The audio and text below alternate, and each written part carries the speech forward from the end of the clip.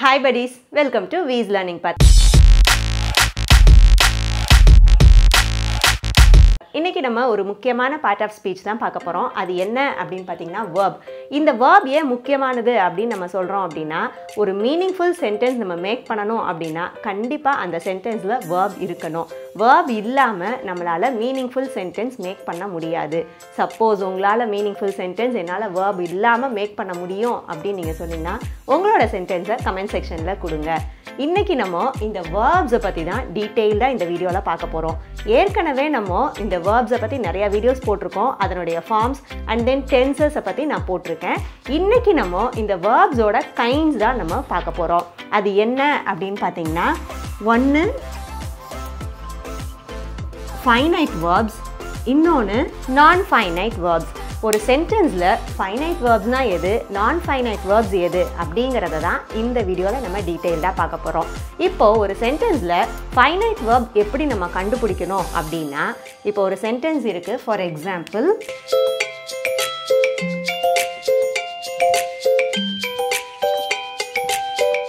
she likes to eat sweets. இந்த சென்டென்ஸ்ல எது subject அப்படினு பாத்தீங்கன்னா sheங்கிறது சப்ஜெக்ட், likesங்கிறது verb. இங்க இன்னொரு verb-ஆன eat-ம் இருக்கு. sweets-ங்கிறது ஆப்ஜெக்ட். ஓகே, இப்போ இந்த சென்டென்ஸ்ல likes அப்படிங்கிறது நான் verb அப்படின்னு சொன்னேன். இந்த likesங்கிற verb இதை எப்படி நம்ம இந்த இடத்துல likesன்னு போட்டோம் அப்படின்னா சப்ஜெக்ட் வந்து இங்க சிங்குலரா இருக்கு. அதனால நம்ம இந்த லைக்கோட எஸ் அப்படிங்கிற ஒரு லெட்டரை நம்ம ஆட் பண்ணியிருக்கோம். கரெக்டா? அப்போ இந்த மாதிரியான verbs-ஐ நம்ம finite verbs அப்படின்னு நம்ம சொல்லுவோம். இப்போ அப்படின்னா எது finite verb அப்படின்னா ஒரு சென்டென்ஸ்ல அந்த verb சப்ஜெக்டை பார்த்து அந்த verb-ஓட ஸ்ட்ரக்சர் ஒரு சென்டென்ஸுக்கும் மாறிக்கிட்டே இருக்கும். அந்த மாதிரியான verbs-ஐ நம்ம வந்து finite verbs-ன்னு சொல்லுவோம். ஃபார் எக்ஸாம்பிள் நான் உங்களுக்கு வந்து நிறைய டென்சஸ் 12 டென்சஸ் போட்டிருக்கேன் இல்லையா, அந்த 12 டென்சஸோட ஸ்ட்ரக்சர் உங்களுக்கு தெரிஞ்சது அப்படின்னா அந்த 12 டென்சஸோட ஸ்ட்ரக்சர் எல்லாமே அது finite verbs-ல வரும். ஃபார் எக்ஸாம்பிள் இப்போ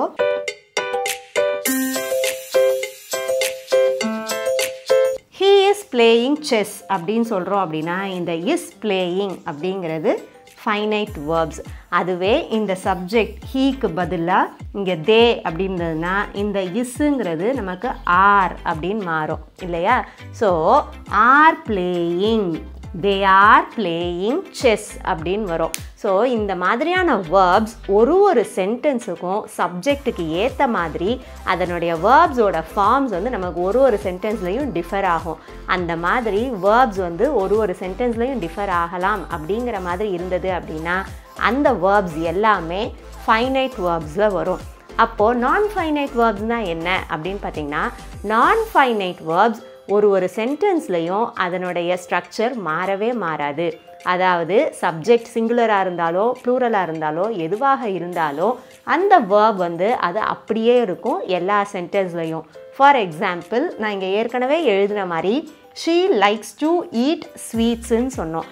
இந்த சென்டென்ஸில் 2 verbs இருக்குது. ஒன்று likes, இன்னொன்று eat. இந்த likes வந்து நம்ம finite verbsன்னு ஏற்கனவே பார்த்துட்டோம். அப்போ இந்த eatங்கிறது என்ன அப்படின்னா அதுதான் நான் ஃபைனைட் verb. ஏன் அப்படின்னு கேட்டோம் அப்படின்னா இப்போ நான் இந்த சப்ஜெக்டை சப்போஸ் நான் தே அப்படின்னு மாற்றுறேன் அப்படின்னாலும் இந்த likes தான் வந்து இங்கே லைக் அப்படின்னு மாறும். ஏன்னா இது ப்ளூரல் சப்ஜெக்ட். ஸோ நம்ம ப்ளூரல் verb லைக் தான் போடணும். லைக்ஸ் போட்டால் அது தப்பு. They like to eat sweets.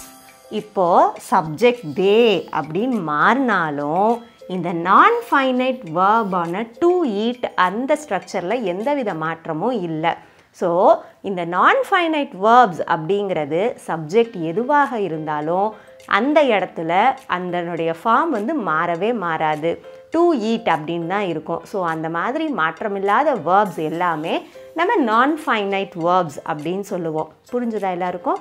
இந்த நான் ஃபைனைட் verbs-ஐ நம்ம 3ஆக பிரிக்கலாம். ஒன்று ஜெரண்ட், இன்னொன்று பார்ட்டிசிபிள், இன்னொன்று இன்ஃபினிட்டிவ் அப்படின்னு பிரிக்கலாம். இப்போ அந்த 3உடைய எக்ஸ்பிளனேஷன் என்ன அப்படிங்கிறத இப்போ நம்ம பார்த்துடலாம் வாங்க.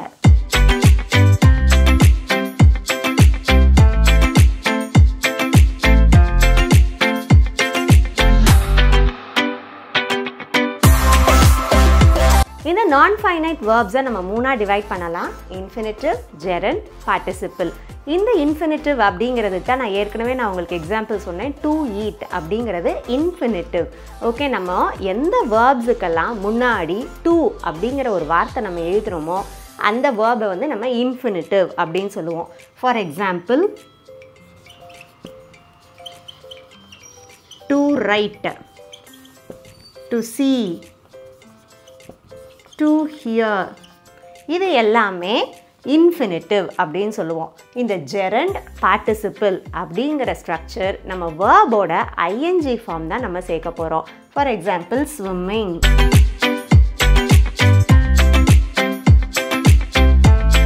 இந்த மாதிரியான ஐஎன்ஜி ஃபார்ம் வச்சு எழுதுகிற வேர்ப்ஸ் எல்லாமே ஜெரண்ட் அண்ட் பார்ட்டிசிபிள்னு சொல்லுவோம்.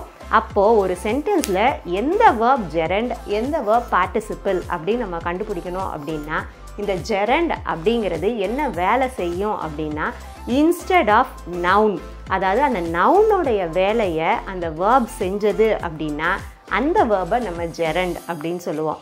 பார்ட்டிசிபிள் அப்படிங்கிறது அட்ஜெக்டிவாக வேலை பார்க்கலாம், இல்லை ஆட்வர்பாக வேலை பார்க்கலாம். அந்த பார்ட்டிசிபிள் ஃபார்ம் புரிஞ்சுதா?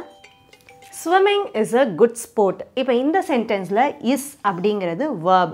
அது என்ன வேர்ப் அப்படின்னு பார்த்தீங்கன்னா ஃபைனைட் வேர்ப். இப்போ இந்த சென்டென்ஸில் நான் ஃபைனைட் வேர்ப் என்ன அப்படின்னு பார்த்தீங்கன்னா ஸ்விம்மிங். ஸ்விம்மிங்கிறது நான் ஃபைனைட் வேர்ப். இந்த நான் ஃபைனைட் வேர்ப் வந்து ஜெரண்டா, பார்ட்டிசிபிளா அப்படின்னு பார்த்தீங்க அப்படின்னா இது கண்டிப்பாக ஜெரண்ட் அப்படின்னு நம்ம சொல்லலாம். ஏன் அப்படின்னா இந்த ஸ்விம்மிங் அப்படிங்கிற வேர்ப் வந்து நவுனை குவாலிஃபை பண்ணியிருக்கு. அதாவது நவுனோடைய வேலையை இந்த வேர்ப் ஸ்விம்மிங் அப்படிங்கிறது செஞ்சுருக்கு. ஸோ இந்த ஸ்விம்மிங் அப்படிங்கிறது இந்த சென்டென்ஸில் ஜெரண்ட். இப்போ பார்ட்டிசிபிளுக்கு ஒரு எக்ஸாம்பிள் எழுதலாம்.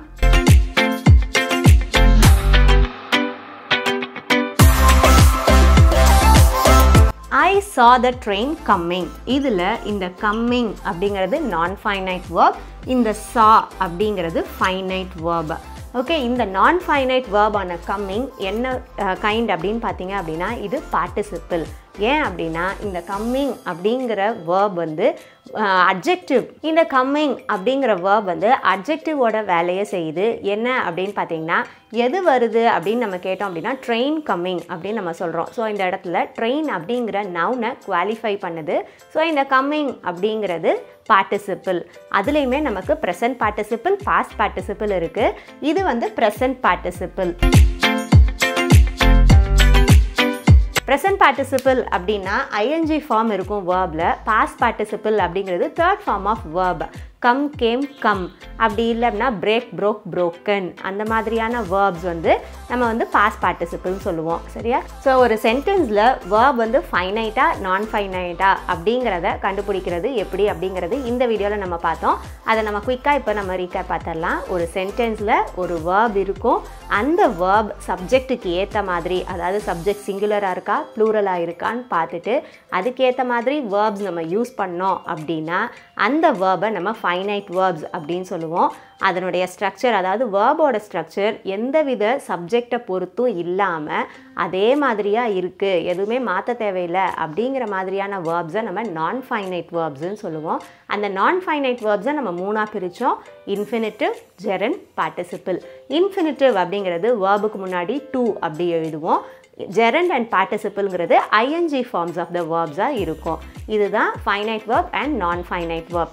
ஒரு சென்டென்ஸை ரீட் பண்ணுங்கள், எந்த மாதிரியான வேர்ப்ஸ் இருக்குங்கிறத பார்த்து கரெக்டாக அதை ஐடென்டிஃபை பண்ணுங்கள். ஹோப் இந்த வீடியோ உங்களுக்கு யூஸ்ஃபுல்லாக இருந்திருக்கும்னு நினைக்கிறேன். உங்களுக்கு யூஸ்ஃபுல்லாக இருந்ததுன்னா என்னோட வீடியோவை லைக் பண்ணுங்கள், கமெண்ட் பண்ணுங்கள், உங்கள் ஃப்ரெண்ட்ஸோட ஷேர் பண்ணுங்கள். மறக்காமல் நம்ம சேனலை சப்ஸ்கிரைப் பண்ணுங்கள். தேங்க்ஸ் ஃபார் வாட்சிங். Keep learning.